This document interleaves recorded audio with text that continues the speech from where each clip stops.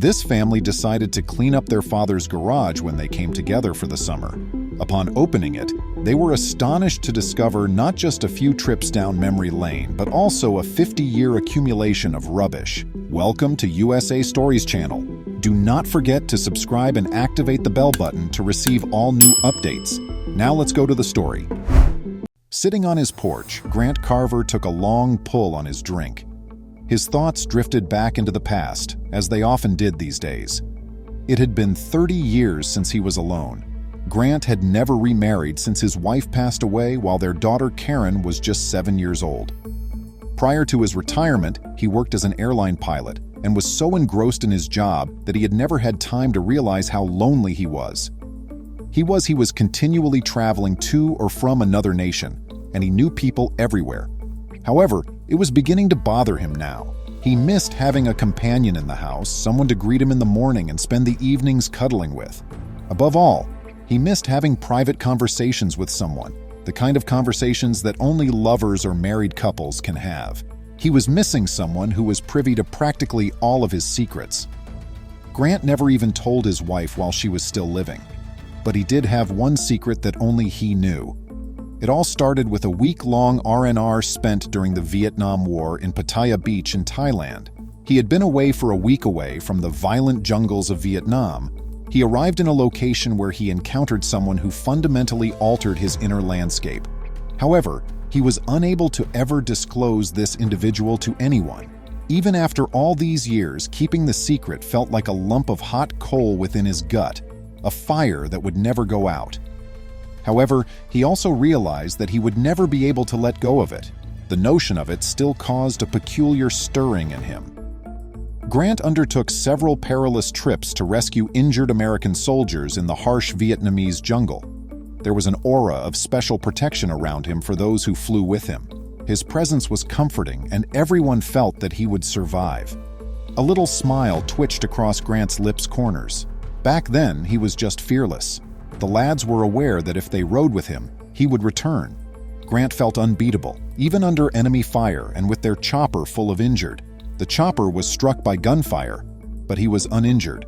A bullet had once passed through his helmet and, amazingly, missed his skull. During his 1969-1970 deployment, Grant and his Huey crew are credited with saving the lives of approximately 2,000 American wounded. That made him proud. They were referred to as the Dust-Off Crew, and they lived up to their motto: unwavering, committed dedication to our armed troops.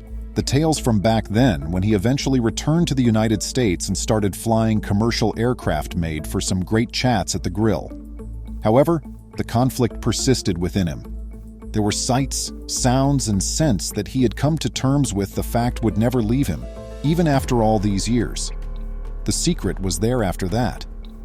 It would be with him till they lowered him into a grave, just like one of those memories. He hoped that wasn't true. Grant looked at the time as he made his way to the kitchen to get another drink. In the next half an hour, the youngsters ought to arrive. That was excellent. Their presence would temporarily ward off the loneliness. Though he was already looking forward to their return to Boston, he was also looking forward to it. In the back seat, Mike and Andy were making fun of their older sister. Letitia, who was heading off to college in the autumn, was 4 years older than the twins. She left them alone, taking in the beauty of rural Virginia while gazing out the window at the passing farms and woodlands. Up front, Carl and Karen were having a far more serious talk while ignoring the children. "Really, love, if you think you're going to get my father into an old age home, you have another thing coming," Karen said. "He won't leave," Carl objected. "He is by himself. He even states as much. If we can find him a good home, at least he will have company." "There will be company for him." Karen angrily shook her head. "My father is someone I know. Seeing his army comrades twice a week makes him happy." Yes, he is lonely, but he has to take action to address this. He would be furious if we meddled. Make me a promise not to tell anything. It will simply spoil the vacation." With his hands clasped over his hips, Grant remained still on the porch, observing the rental car as it slowly navigated the lengthy driveway. He couldn't help but smile. He was devoted to his daughter, not all of his son-in-law's faults. His granddaughter was the pride of his life, and the twins were always a lot of fun. He wanted nothing more in the world right now than to hold them all in his arms and give them the death grip. Greetings were a drawn-out process. He gave Karen a hug for so long that she feared he would never let go. He and his son-in-law shook hands after that.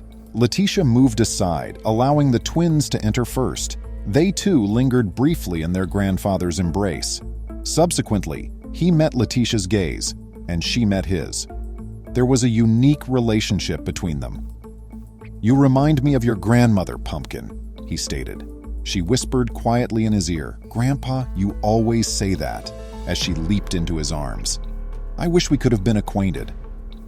That evening after supper, the children began to tell Grant about their ideas for his garage.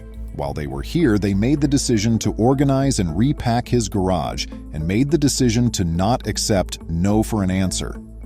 Grant was going to object. Only God is aware of what they may discover within that. It felt like 10 years since he'd even opened the door. There was his entire past, most likely partially consumed by rats by now. He then turned to face the children, though. The twins' youthful joy was visible to him. For them, this was a dusty, gloomy spot where young boys could let their imaginations run wild. Letty had more tender, loving eyes. She desired to treat him to something exceptional. Grant only nodded after a lengthy moment of quiet, not wanting to take away their delight. When he said, "I'll help you if you want," the children would not accept it. This was going to be their journey and only theirs. Just after midnight that night, Grant sprung upright in his bed, his trade secret. He was unsure if there was anything in the garage that may lead the children to the one item he had spent so much time keeping concealed from the public. He searched his thoughts in an attempt to recall what was in the garage, but he was unable to. Finally, he tired out and went back to sleep. The children had left for work when Grant arrived for breakfast. The lads had begun to move some of the boxes obstructing the driveway's access outdoors, and the garage door was ajar. Pushing a cup of coffee into his hand, Karen dialed the children. While he observed, the mild worry from the early hours of the morning reappeared as they fiddled around in the garage. He searched again, trying to find anything that would reveal what he had managed to hide so well, but just like the night before, he came up empty. The first person to leave the breakfast table was Letitia. She took a step back and assessed the situation at the garage. She was a lady and older than the lads. That implied that she would follow a set of rules. She didn't think the twins would measure up. She was aware that they would provide some assistance, become distracted by whatever they discovered, become bored with it, and then provide some more assistance. She was devoid of issue with that.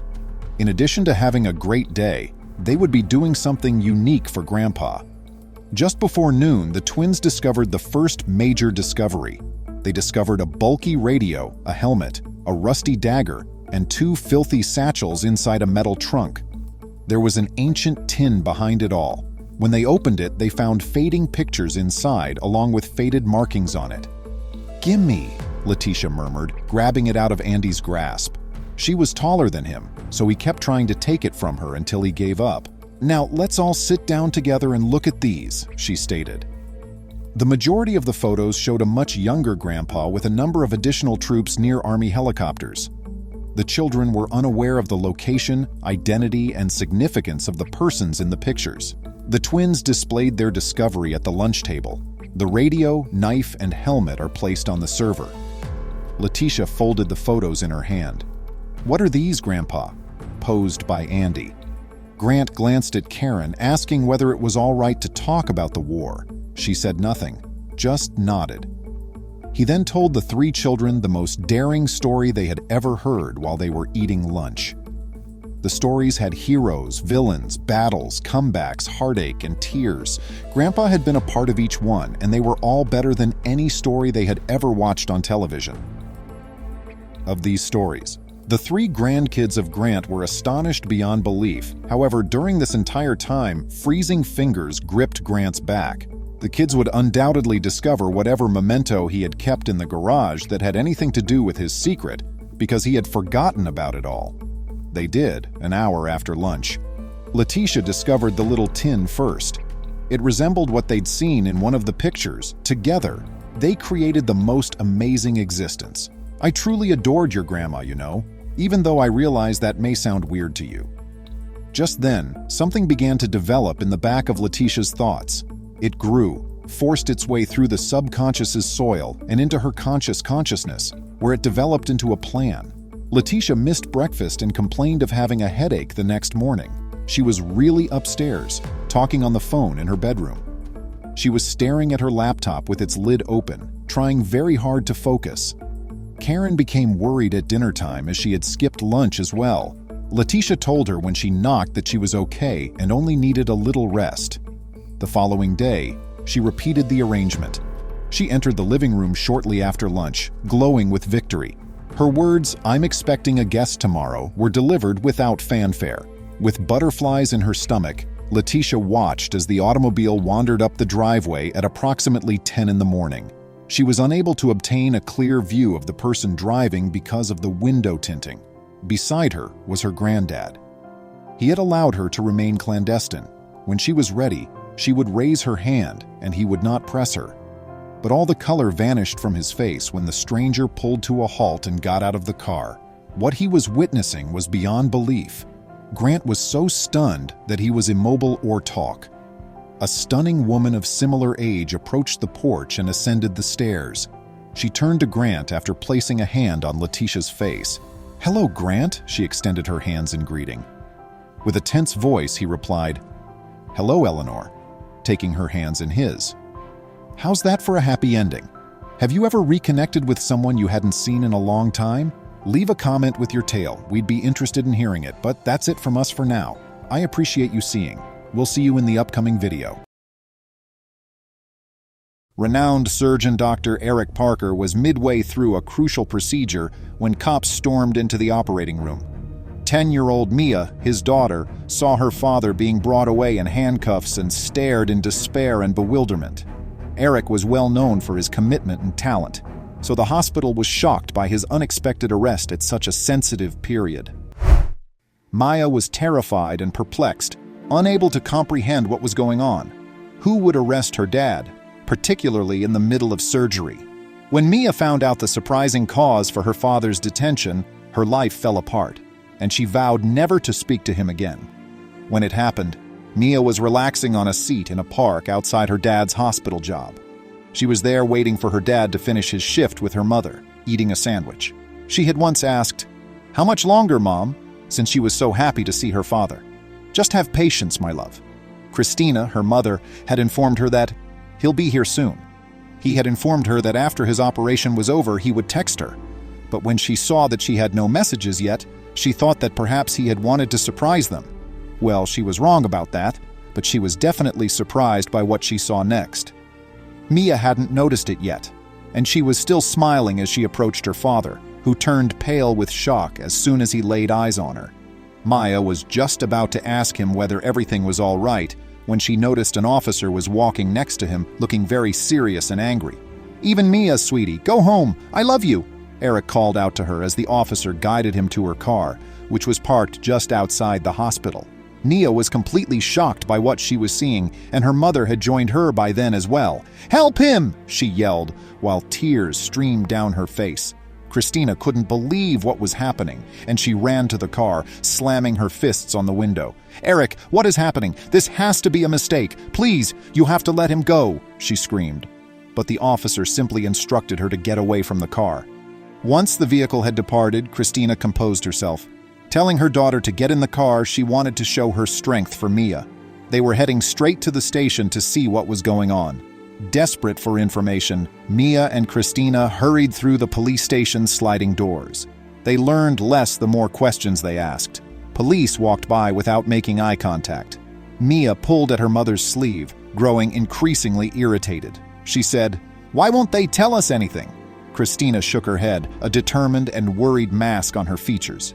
Despite being surrounded by the sound of police radios and the shuffling of feet, they felt trapped and alone in their desperate search for answers.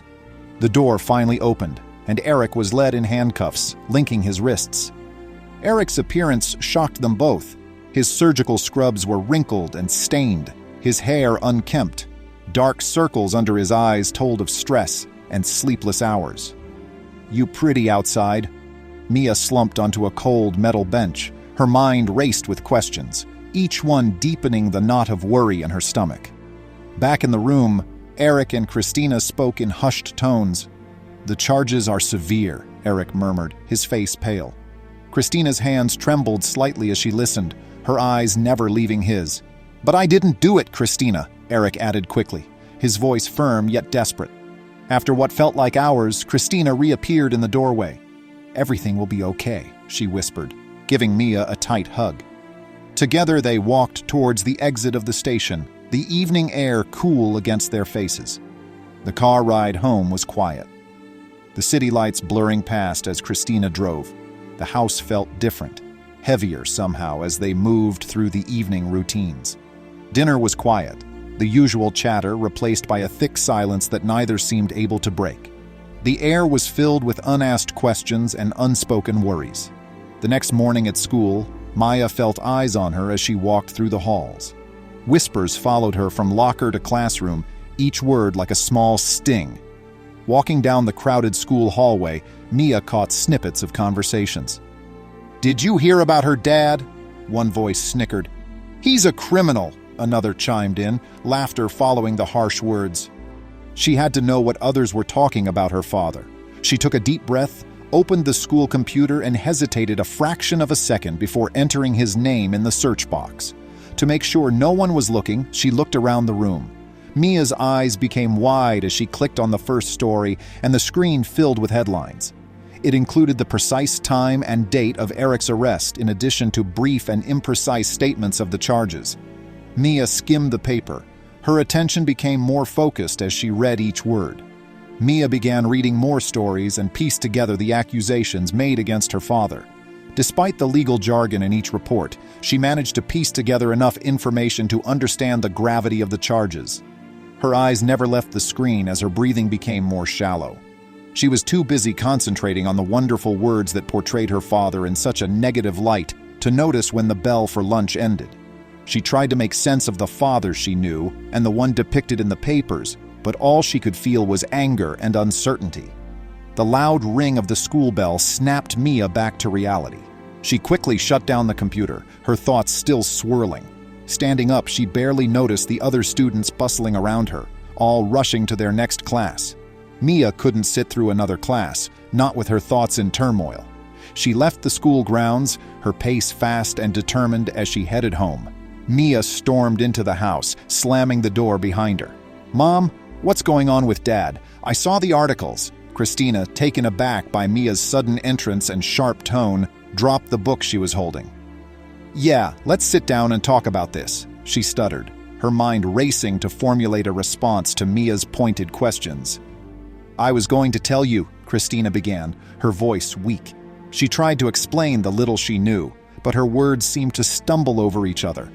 Mia's eyes filled with tears, and frustration didn't miss the hesitation. "You're hiding something, aren't you?" Mia accused, unable to contain her anger. Mia turned on her heel and stormed up, reaching her room. She slammed the door shut and turned the lock with a sharp click. Christina made frequent visits to the detention center, hoping each time to understand more about Eric's situation. From him with her notepad stuffed with notes and questions from their earlier conversations. Eric looked worn out, but was always willing to explain things in an attempt to allay her concerns.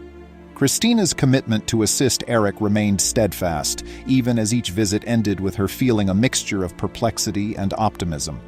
"Do you want to come with me to see Dad?" One morning, Christina questioned Mia with a hopeful tone in her voice. Mia shook her head, her face unyielding. "No thanks," she mumbled, scarcely taking her eyes off her food. Christina sighed, the distance between Eric and Mia hurting her heart. Her keys jangling in her palm as she left the house served as a subtle reminder of the widening distance between them in their family.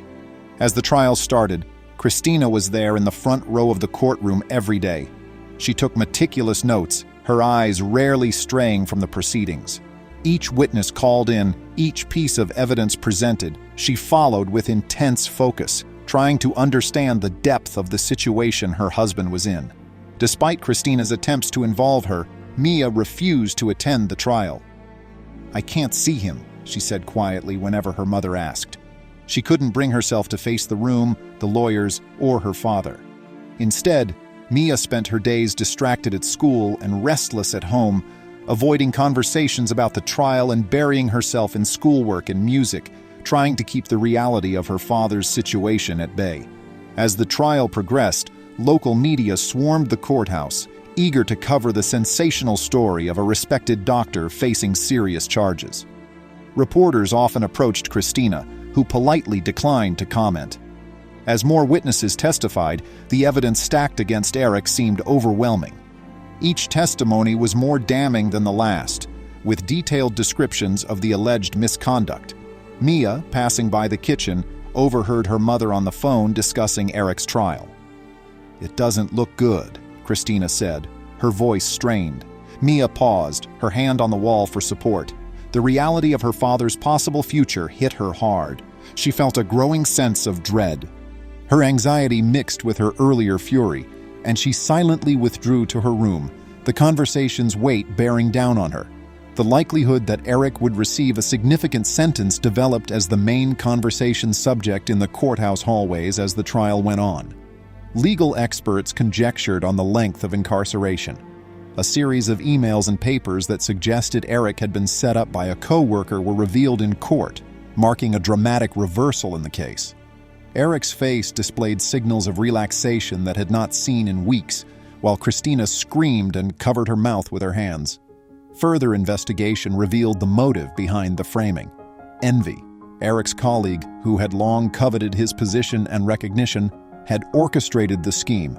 Details of the colleague's actions unfolded through more uncovered emails and covert recordings. The prosecution, caught off guard, huddled in urgent conversation, their case unraveling in the courtroom.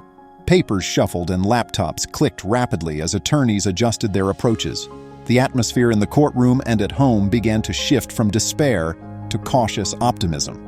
Eric walked through the door, a free man. Christina and Eric paused, his eyes meeting hers, a gentle smile spreading across his face. He sat down his bag and opened his arms, inviting her closer. Mia hesitated, then moved forward, the initial awkwardness lingering in the air as they embraced. Later, sitting at the kitchen table, Mia and Eric finally talked. Eric recounted the details of his exoneration, while Mia listened intently, nodding as they discussed the evidence that had freed him. Eric explained how he always believed the truth would prevail.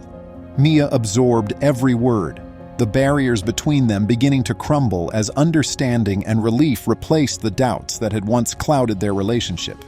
Mia took a deep breath, her voice soft. "Dad, I'm sorry I doubted you," she said.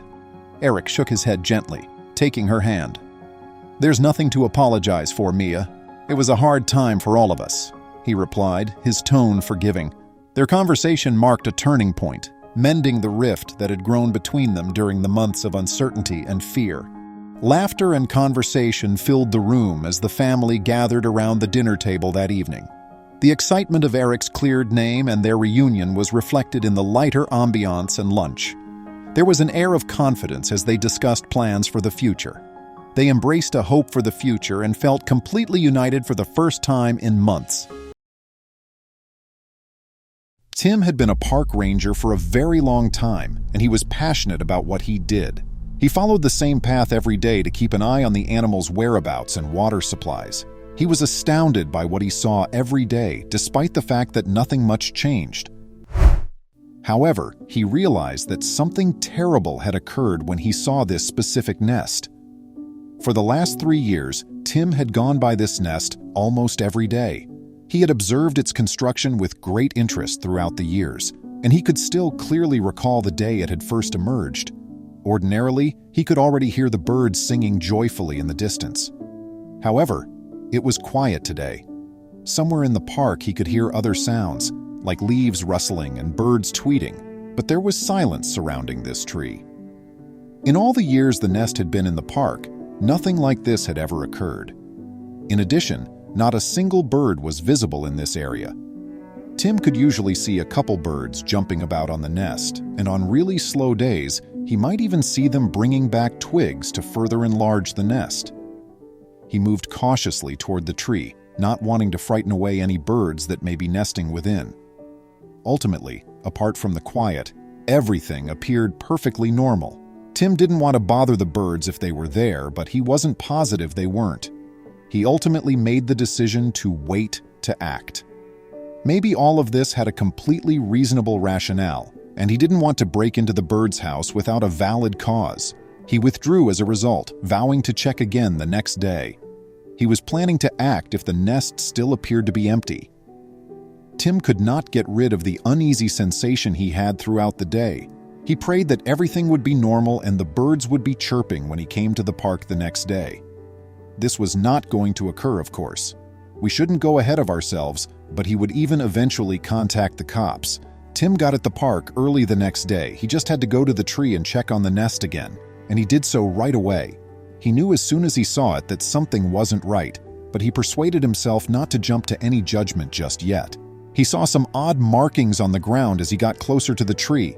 He was unable to identify them and was certain that no animal, at least not one that was known to be in the park, could have created them. Oh no!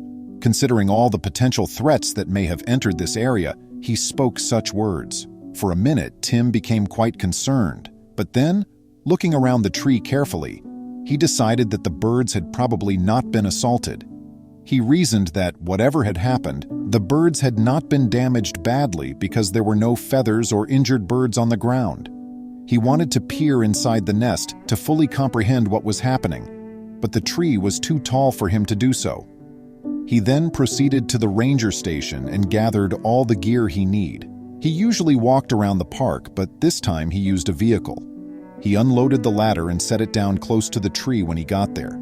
He was rather excited to see inside the nest, even though it was trembling as he ascended. The birds would have flown out of the nest in fear normally due to the ladder's rattling and clanking, but this time they stayed put. For Tim, this was just further evidence that he was onto something, and he grew more and more certain by the moment that the nest would be empty. Of course, he wouldn't know for sure until he had a peek inside. He had taken a variety of equipment with him because there was no other way to accomplish this except by sawing through the nest. His eyes widened in shock at what he saw as soon as he ascended far enough on the ladder to have a closer view at the nest. "What? How is this even possible?" he cried out. He was so astonished that he nearly lost his balance and tumbled down the ladder. You see, the birds inside this nest had shelter since it was typically rather thick. However, Tim was certain that the birds themselves had not caused this enormous hole in the nest. Thus, the query persisted. By whom had it been done?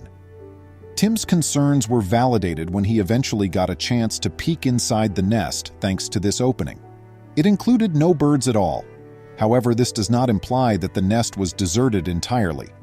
Instead, he went down the ladder to get his phone and notify the police as soon as he discovered something inside that shouldn't have been there.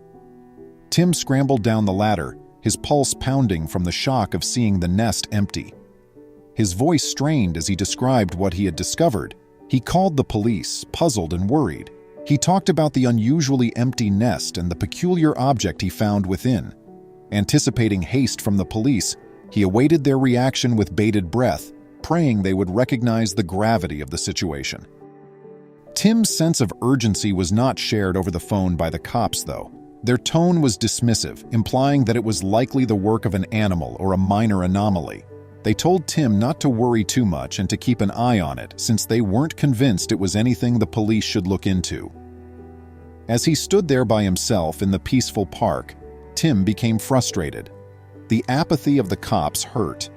What he saw wasn't normal, he knew that. However, his worries were dismissed. The nest's mystery tormented him. Should he investigate more, believing his gut feeling that something was wrong, or should he just leave it go, as the cops advised? Tim struggled with his choice for a while, but it was obvious. He would act if the cops failed to do so. He couldn't help but feel uneasy about the nest and everything in it. His irritation gave way to determination. He would launch his own inquiry, gather proof, and record everything. He was now a man on a mission, not merely a park ranger. Tim went back to the nest and started his own research. He examined the area under the tree, searching for any clues that may clarify the state of the nest. footsteps, abandoned objects, or anything unusual. It was crucial to be exhaustive and impartial. He began to put together the mystery of the quiet nest and its contents by taking notes and pictures. Tim's eyes searched the area surrounding the nest with great care. He searched for any disruption, any clue that would explain the enigma surrounding the nest. Broken branches, moved dirt, strange markings, anything that didn't seem right. No matter how little the observation, he recorded it all. Every piece of evidence might hold a clue to the mystery surrounding what transpired in this once active nest. Tim tried to get in touch with his other rangers in case they had seen something he had missed. He questioned all of them. "Have you seen anything unusual around the big nest lately?" Though their answers differed, none of them had seen anything noteworthy. But Tim remained unwavering in his resolve. He was aware that occasionally the tiniest, most easily missed element can hold the secret to unlocking a mystery. Tim then went up to park visitors. He asked nicely, "Have you noticed anything strange around the big nest on your walks?" The majority shook their heads. However, several reported hearing strange noises or seeing shadows close to the nest. Tim took note of each account, even if they were hazy. Tim arranged his notes and pictures in his office again, trying to see a pattern. The information was few and unclear. Strange noises heard by guests, his colleagues' failure to make any unexpected findings, and the nest's quiet. Tim gazed at the data, attempting to make sense of these seemingly unrelated pieces and piece them together into a cohesive tale. What was that nest all about? Tim moved his attention back to the tree and its surrounds. At that point, he spotted a pattern in the markings close to the tree's base that was nearly hidden by the undergrowth. These were neither accidental scrapes or aging signs. They were purposeful, even systematic. However, what were they trying to say? The enigma surrounding the quiet nest was further deepened by this unexpected finding. Tim realized something as he studied the strange markings by the tree.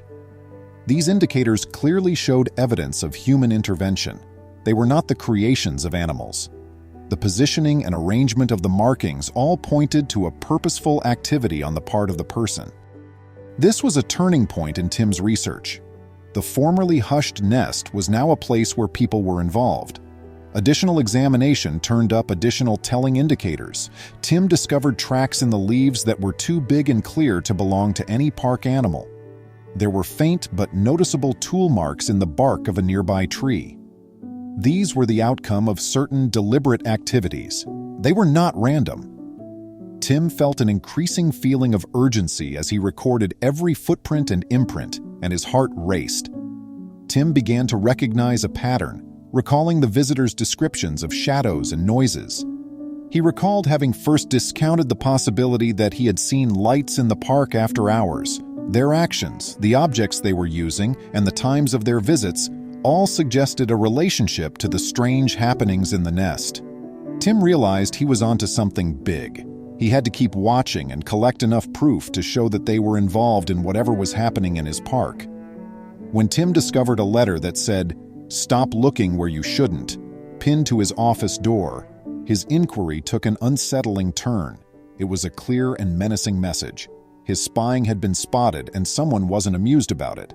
This revelation not only made Tim shiver, but it also gave him confidence that he was headed in the correct direction. Even with that dire warning, Tim was not going to back down. The threat, if anything, strengthened his resolve. While he was aware that the hazards were increasing, so too was the significance of his research. Tim became more determined, realizing that giving up would mean letting whatever was going on in the park go out of control. Tim followed his instinct and went down an overgrown path he hadn't noticed before. It was nestled among dense forest in a less visited area of the park. He cautiously proceeded through and discovered that it led to a remote location hidden from view from the main trails.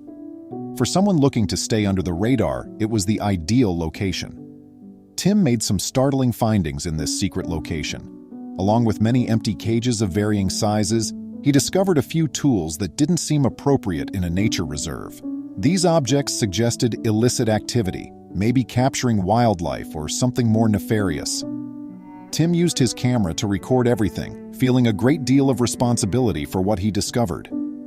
The authorities were intrigued by this suggestion that the nest held a secret. Tim had made a calculated decision to enlist the police's help and guide them to the source of the mystery. Tim's testimony persuaded the police, who decided to work with him. For Tim, it was a momentous occasion. At last, his perseverance and hard work had paid off. They came up with a strategy to look into it more. Tim experienced optimism and a sense of affirmation. Now that he had the government on his side, they could investigate the mystery surrounding the park and the nest in greater detail. Tim presented all of his evidence to the authorities during a meeting.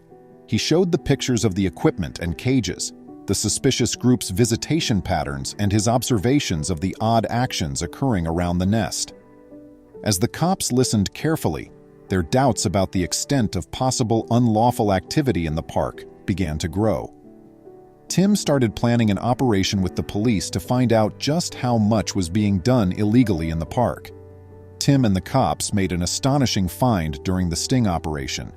It concealed a horde of endangered animal eggs in the nest. These eggs were not from the park, and it was against the law and hazardous to the ecology to have them there. This finding was the final piece in the puzzle connecting the enigmatic actions in the park to the smuggling of animals. A startling discovery was made once the eggs were examined. They belonged to a wider network of illicit wildlife traders. Endangering endangered species, the smugglers had been utilizing the park as a covert center for their illegal activities. This network, working beneath the cover of the park's natural beauty, was more broad and well-organized than anybody had imagined. Tim had a vital role in the sting operation. With his in-depth knowledge of the park, he assisted the police in setting up their position so as to apprehend the smugglers without drawing attention to themselves. His knowledge of the topography of the park and the actions of the suspicious group came in very handy. Normally a park ranger, Tim found himself in the middle of an undercover mission. The procedure worked as planned. After being apprehended with the rare eggs, the smugglers were taken into custody. Tim's evidence collection and the police's astute preparation resulted in an efficient and quick apprehension. Tim and the police celebrated this moment as a victory since it signaled the end of the smugglers' illicit operations in the park and the start of justice for the animals they put in peril. The depth of the smugglers' operations was revealed upon their apprehension. A sophisticated network engaged in the illicit trafficking in endangered animals, and their eggs was discovered during the inquiry. One aspect of their extensive unlawful operations had been the nest in the park. Thanks to Tim's hard work and teamwork with the police, they were able to bust a large-scale wildlife smuggling operation. Now apprehended, the smugglers had to deal with the legal fallout from their deeds. The seriousness of wildlife smuggling was highlighted by the court procedures, which exposed the extent of their illicit operations.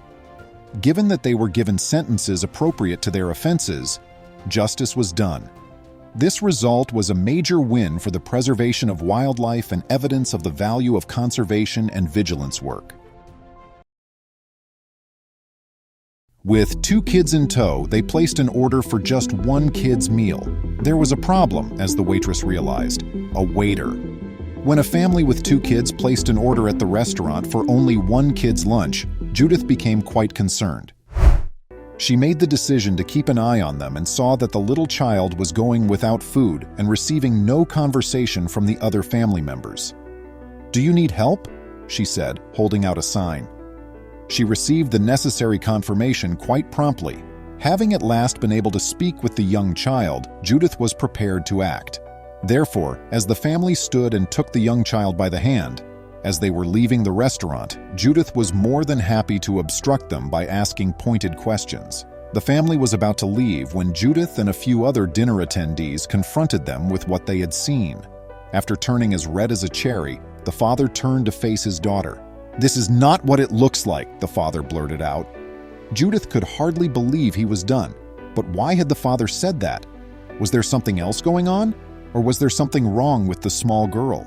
Judith had enough experience working in the same restaurant to know that she could rely on her instincts when it came to patrons. She sensed something off when a young family entered that afternoon. She didn't have time to examine them closely to determine what was upsetting her, and nothing about them was plainly wrong. The restaurant was full of patrons because it was Saturday night's supper rush. Judith arrived with beverages in hand, checked that the family was situated at their table, and raced over to collect orders from the other guests. Although the family appeared kind, she couldn't get rid of the sense that something was lacking. Judith went past the family several times on her way back and forth, then came back to take their order for supper. Considering they had 2 little children at the table, the only thing she noticed about them was that they were quieter than the other visitors. That appeared to be beneficial, in fact. Perhaps they would make a simple table, or perhaps not. Judith, a professional waitress, was aware that even well-behaved children sometimes exhibit sudden mood swings. When kids weren't yelling or rushing around, she felt thankful. She was almost sorry that she had misjudged the family when they had first come. However, Judith's relief turned to dismay as soon as the family began to finish their order. Judith discovered that the family had placed only 3 supper orders after they were all done. That didn't add up because there were 2 parents and 2 kids. Not even a side dish to pair with the entrees, nor a second meal from the kids' menu was served. And Judith's mind went into overdrive. What was happening? Concerned about the second kid was Judith. Even an adult may have been satisfied by their entree, but they weren't very large to split. Furthermore, even if the youngster had dietary restrictions, at the very least, the parents ought to have placed a modest order. Judith observed the kids to look for any indications of a problem. Nothing unusual seemed to be happening. The children seemed well-mannered and kind. However, Judith had witnessed parents deprive their kids of food as a form of discipline after spending years visiting various households.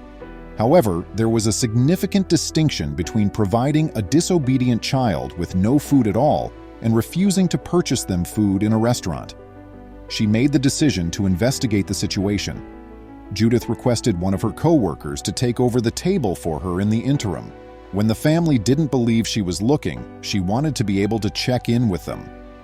Even though Judith would have to divide her gratuity, it seemed worthwhile to find out whether the kids were okay. All she had to do was wait for their order to be prepared. Judith experimented with many approaches and discovered the most effective techniques to monitor the family without drawing their attention. She might linger at the bar's edge or stand at the waitress station in the rear. Both locations appeared organic. Judith was able to make some inferences about the family after watching them for a short while. All of the adults at the table were chatting and acting lively, with the exception of the little child. The girl sat quietly while the parents and their son engaged in conversation. She remained completely silent as the others giggled or shared a tale. Although Judith was aware that some kids may become accustomed to toxic households, she didn't see any indications that the small youngster was unhappy about the circumstances. The little child pretended to stand up from the table at one point. The youngster may have been attempting to get aid if she was in danger, or perhaps she just wanted to use the restroom. Her father, however, grabbed hold of her hand and prevented her from moving as soon as she did. Judith was about to step in when she saw that the family had finished their meal. Judith went to the table and got the food for the family. She presented the adults with the full-size entree before presenting the kids' dinner. Gathering all the bravery she possessed, Judith determined she had to speak up. She was unable to ignore the situation. Judith claimed to be perplexed about the missing dinner since she was certain that the family hadn't observed her observing them. She approached the little girl to offer her an opportunity to reach out if she so desired, and she inquired as to which youngster had placed the order for the dinner. Judith was not shocked at all when the parents replied. The father said that the food was for his kid, without thinking twice. The boy appeared happy that his dinner was ready, while the other kids showed no reaction at all. Judith, who was still bewildered, inquired as to whether the second child's supper had disappeared and offered to check with the kitchen to see if it had been inadvertently overlooked. When the family heard Judith's query, they all appeared to freeze. With a glance that the waitress couldn't quite interpret, the girl showed a special interest in what Judith was asking. With considerable trepidation, the girl's father replied that his daughter wasn't hungry. Judith was uncertain about whom to trust. Judith saw right away that the parents were not behaving the same way toward her. They had finished responding to her queries based on their body language. She didn't want to annoy customers and had other tables to tend to, even though she wanted to keep asking. She wasn't prepared to quit up just yet, though. There wasn't much time left for Judith to discover the little girl's condition. She wanted so much to assist, but while the girl was silent, there wasn't much she could do. But Judith was determined to do whatever it took to get that child the assistance she needed.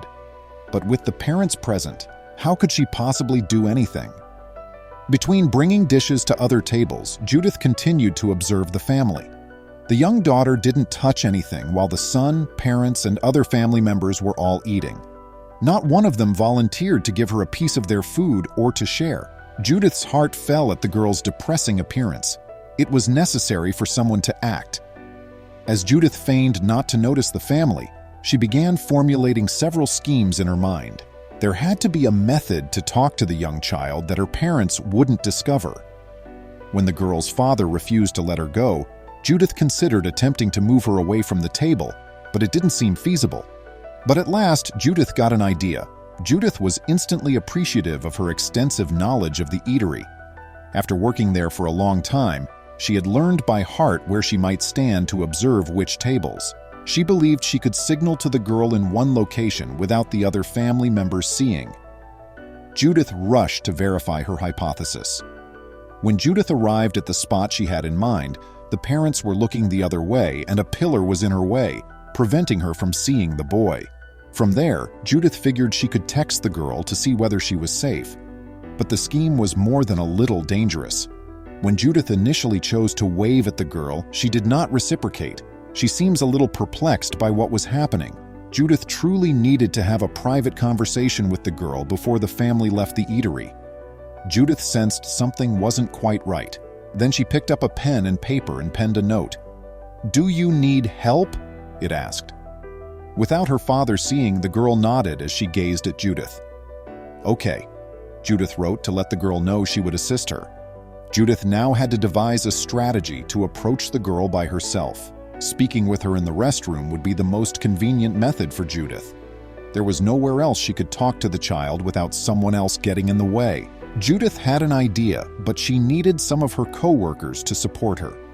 Judith let her closest co-workers know that there was a problem in the family. In fact, one of them admitted that she had also noticed it. Judith devised a scheme to allow her co-worker to inadvertently splash soda over the girl and father.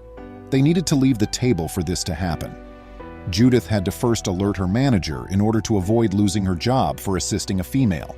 The proposal was really approved by her employer. They had to assist the girl. Even in cases where the actions have a valid explanation, they believed that learning the entire tale was their obligation. Thus, they initiated the plan. Even though Judith was rather anxious, she believed they were making the correct decision. Her colleague hurried up to the table and took the drink order. To ensure that the strategy would work, they prepared the order right away. Then things got going. The beverages were artfully spilled. The father lost his temper. The father became quite irate at Judith's associate. Judith hurried over to the table to assist her employer. The father stood up and made his way to the bathroom. It was Judith's moment. She had to accept it immediately. She suggested escorting the young person. Judith was staring at her mother. At first, the mother was hesitant, but her daughter pleaded with her to accompany Judith. Although she agreed, her mother felt that this was a little strange. The mother was scanning the area to see whether her husband had returned yet, but he was nowhere to be seen. This seemed unusual to Judith, but it was about to grow much stranger. Judith was seized by the arm by the mother. She drew Judith nearer. Judith was perplexed. The mother then said in a whisper, "Take her quickly." Judith was astounded by what she heard. Please remember to subscribe to our channel, give us a thumbs up, and turn on the notification bell so you won't miss any of our videos. If you enjoyed the tale, the next video that plays on your screen will probably move you too.